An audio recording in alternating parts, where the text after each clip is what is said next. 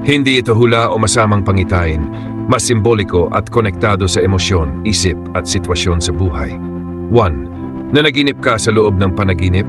Ibig sabihin nito ay malalim kang nag-iisip o may bagay kang gustong intindihin sa totoong buhay. Minsan senyales ito na hindi ka sigurado kung ano ang totoo o may sitwasyon kang kinukwestiyon. 2. Lumilipad. Karaniwang simbolo ng kalayaan, pag-angat o paglayo sa problema. Kung masaya ka habang lumilipad, good sign ito, parang handa ka ng mag-move forward. Sobrang daming ahas. Ang ahas ay madalas konektado sa takot, inggit, pagtataksil o mga lihim na problema.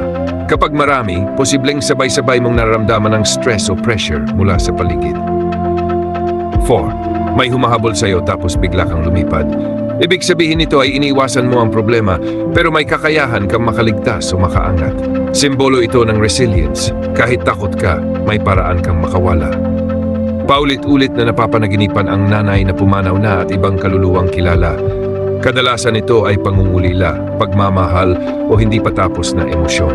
Hindi ito agad ibig sabihin na masama, madalas alaala at attachment lang ng puso. 6. Akala mo gising ka na, panaginip pa pala. Senyales ito ng mental exhaustion o pagkalito sa desisyon. Parang may sitwasyon ka sa buhay na akala mo tapos na, pero bumabalik pa rin.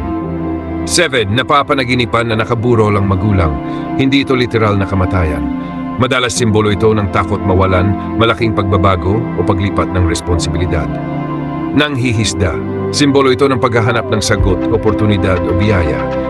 Kung may huli ka, posibleng may darating na magandang balita o bunga ng paghihintay mo.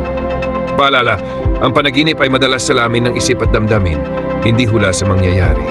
Mas mahalaga pa rin ang ginagawa mo habang gising ka.